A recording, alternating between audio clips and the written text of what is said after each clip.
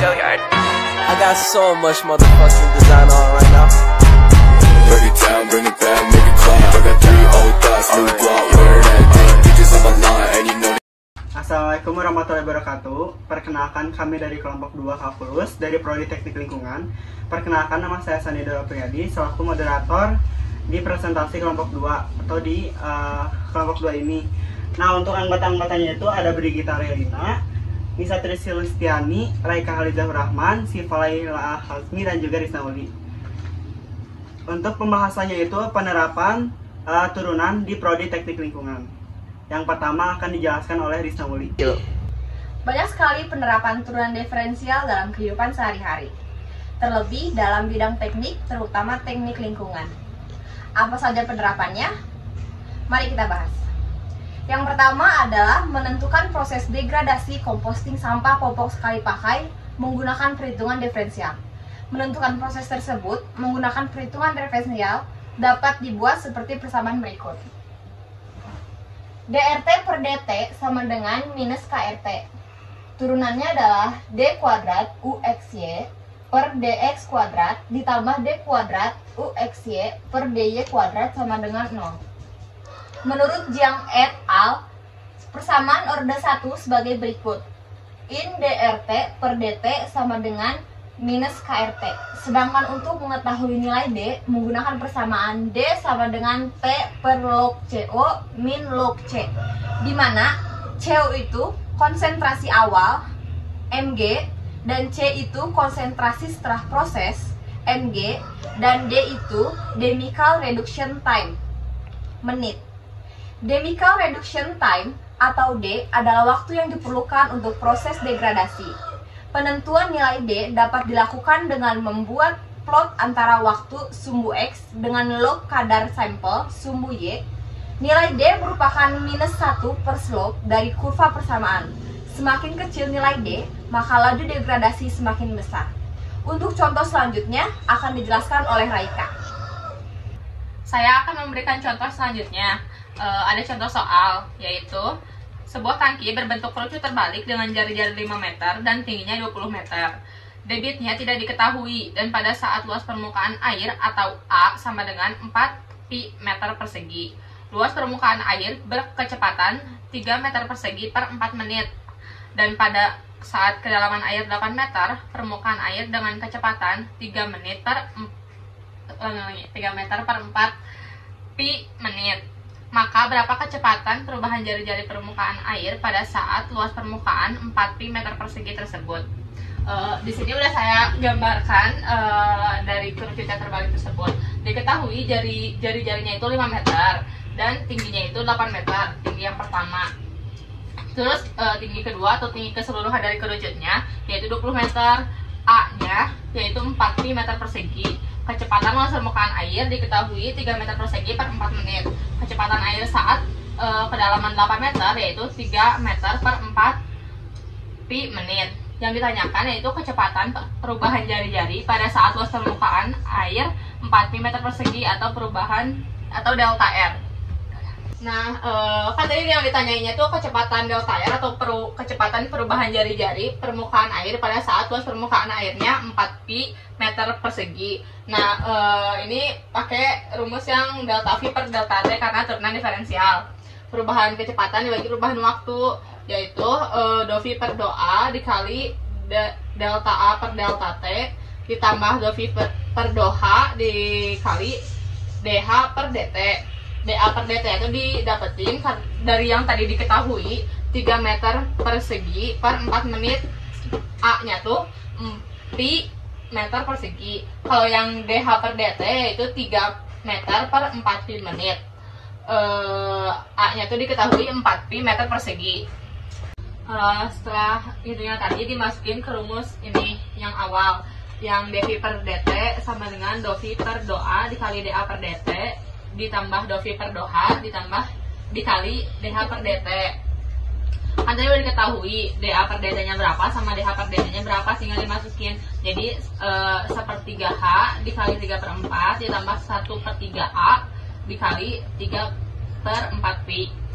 H nya udah diketahui, A nya juga udah diketahui, dimasukin lagi yang telah diketahui tadi. 1/3 dikali 8 dikali 3/4 ditambah 1/3 dikali 4 pi meter persegi dikali 3/4 pi menghasilkan 3 meter kubik per menit. Lalu untuk mengetahui perubahan jari-jarinya menggunakan rumus delta R per delta T atau perubahan jari-jari per perubahan waktu.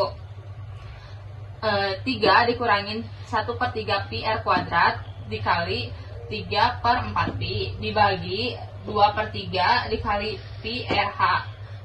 Kan tadi udah diketahui jari-jarinya berapa, sama panjangnya atau tingginya atau kedalaman airnya berapa. Tinggal dimasukin dan dihitung, lalu dihasilkan 3 meter per 16 pi per menit. 3 meter per 16 pi menit. Materi selanjutnya akan dijelaskan oleh Shiva dan Brigita. Contoh soal selanjutnya adalah jika dilihat dari kondisi pasar, produksi pupuk di suatu PT memiliki fungsi penawarannya dengan Q 400 ditambah P. Apabila tingkat harganya P sama dengan 100, hitunglah elastisitas penawarannya. Untuk pembahasannya adalah yang diketahui Q sama dengan 400 ditambah P, yang dimana P-nya itu adalah 100 dan yang ditanyanya itu adalah elastisitas penawarannya. Nah, di sini kan Q-nya itu 400 ditambah 4P. 400 ditambah 4 yang P-nya itu 100 dan totalnya adalah 800. Untuk Q1-nya adalah delta Q per delta P yang dimana hasilnya adalah 4. Nah, jadi nilai elastisitasnya sama dengan Q1 dikali P per Q, dimana nilai Q1-nya sama dengan 4 dikali 100 per 800. Jadi nilai inelastisnya adalah 1/2. Contoh selanjutnya akan dibahas oleh Nisa. Untuk penerapan selanjutnya, kita bisa menggunakan turunan untuk menghitung jumlah bakteri. Contohnya, jumlah bakteri dalam suatu kultur adalah 10.000. Setelah 2 jam menjadi 40.000. Di bawah persyaratan perkembangan yang ideal, menjadi berapa jumlah bakteri setelah 5 jam? Oke, jadi diketahuinya Y0 atau Y waktu T. Waktu T-nya 0 itu Y ini jumlah bakteri ya, 10.000. Nah, waktu jumlah bakteri saat waktunya 2 jam itu 40.000. Nah, yang ditanyakan jumlah bakteri ketika waktunya setelah 5 jam adalah. Untuk menjawab pertanyaan ini kita bisa menggunakan diferensial, yaitu dengan K faktor pembanding. Jadi DY per Y sama dengan KDT. Jika dijabarkan lagi bisa dihitung dengan integral 1 per Y DY sama dengan integral KDT, sehingga didapat in Y sama dengan K plus C. Nah, kita cari dulu si persamaan K plus C-nya. Ini tuh KT ya? Sorry, ini KT plus C. Nah, untuk pada saat di T0 kita bisa memasukkan ke rumus yang ini, in Y sama dengan KT plus C. Jadi in Y-nya 10, in 10 sama dengan K dikali 0 karena waktunya 0 ditambah C, sehingga didapat in 10.000 sama dengan C. Jadi in Y sama dengan KT plus in 10.000. Nah, untuk jumlah bakteri pada saat T sama dengan 2 jam, kita bisa masukkan kembali dari persamaan ini. Jadi in 40.000, ini in Y-nya tuh 40.000 karena pada saat T-nya 2 jam itu jumlah bakterinya 40.000, jadi in 40.000 sama dengan 2K, 2 ini waktunya ditambah in 10.000 K. Jadi kita bisa mengetahui K-nya sama dengan setengah in 40.000 dikurangi in 10.000 sama dengan setengah in 40.000 dibagi in 10.000 sama dengan in setengah in 4. Jadi kesimpulan yang kita bisa ambil, kita bisa sama dengan in 4 proses degradasi pangkat kompos setengah Kalau misalnya 4,5 ini kita bisa artikan dengan akar dari in akar 4 sama dengan didapat K-nya in 4. bakteri Oke, menggunakan setelah metode tadi kita menghitung dari persamaan in Y sama dengan KT plus C, kita bisa jadi didapat C sama dengan in 10.000 dan K sama dengan in 2. Sehingga kita bisa mengetahui jumlah bakteri ketika setelah 5 jam. Jadi kita tinggal masukkan aja ke rumusnya. In Y sama dengan 5 ini dari 5 jam, 5 in 2 ditambah in 10.000. Jadi in Y-nya sama dengan in 2 pangkat 5 ditambah in 10.000. Sama dengan in 32 kali 10.000 sama dengan hasilnya in Y sama dengan in 32.000. Sehingga Y-nya ini in 320.000 dibagi in sama dengan 320.000 bakteri. Jadi jumlah bakteri setelah 5 jam adalah 320.000.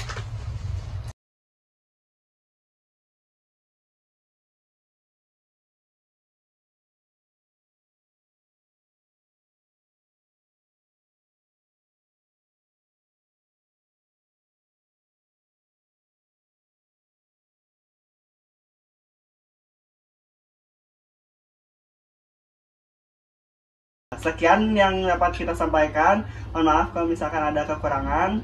Wassalamualaikum warahmatullahi wabarakatuh. Terima kasih.